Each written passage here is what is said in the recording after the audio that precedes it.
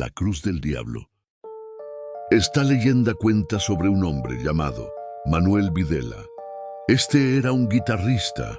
Según cuentan, esto ocurrió por allá en la primera década del siglo pasado. Se dice que era un buen guitarrista y cantor. Siempre estaba presente en fiestas y velorios. Debido a eso, tenía la atención de muchas mujeres jóvenes y bien parecidas, sin importar el estado civil o eclesiástico de ellas. Pero este muchacho no trabajaba, pasaba el tiempo haciendo de músico, y eso no lo sujetaba a deberes y obligaciones.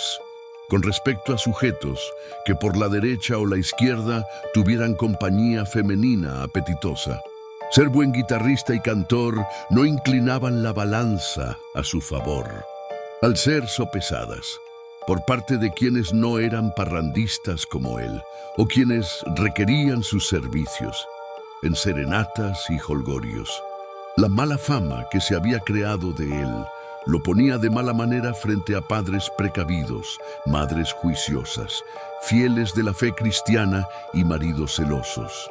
Las mujeres que pasaban temprano para ir a misa, muchas veces se lo habían encontrado en muy mal estado.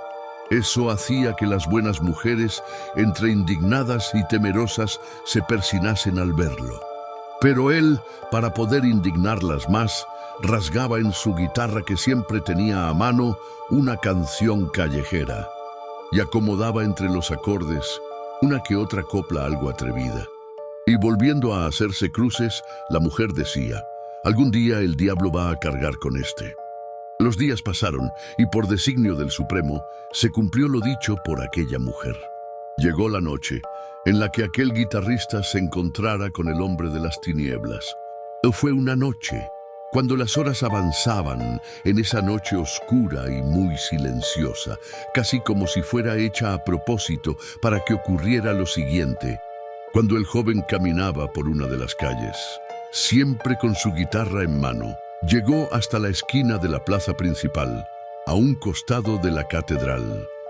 En una parte que se encontraba en construcción, alguien le apareció desde la densa oscuridad y le cortó el paso, rasgando su guitarra como para anunciarse que también era músico, y le dijo: soy un forastero que acaba de llegar y me llegué a enterar que usted toca la guitarra como nadie en el pueblo, y lo salí a buscar para comprobarlo.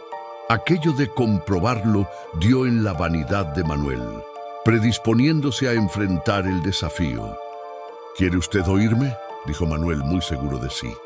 Oírle, que usted me oiga y entrar en competencia, respondió el forastero. Entonces Manuel tomó la guitarra y empezó a puntear, pero el forastero le dijo: aquí no es un lugar apropiado. Mejor vamos a mi alojamiento, allá tengo buen singani para empezar.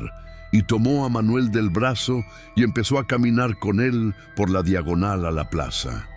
Y mientras caminaban, Manuel empezó a tocar muy animadamente una de sus mejores canciones de su repertorio.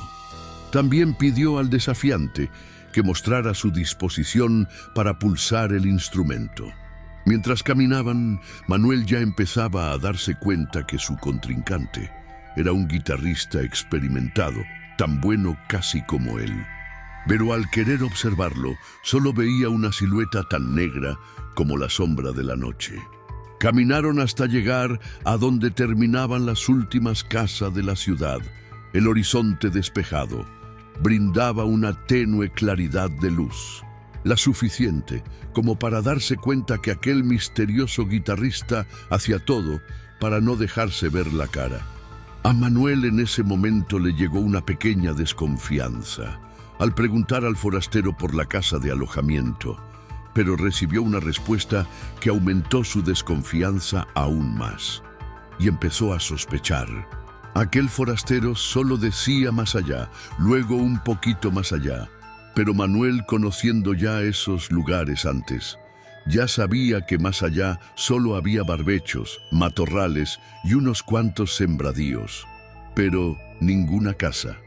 Sabiendo Manuel que no iba a ninguna casa de alojamiento, se detuvo.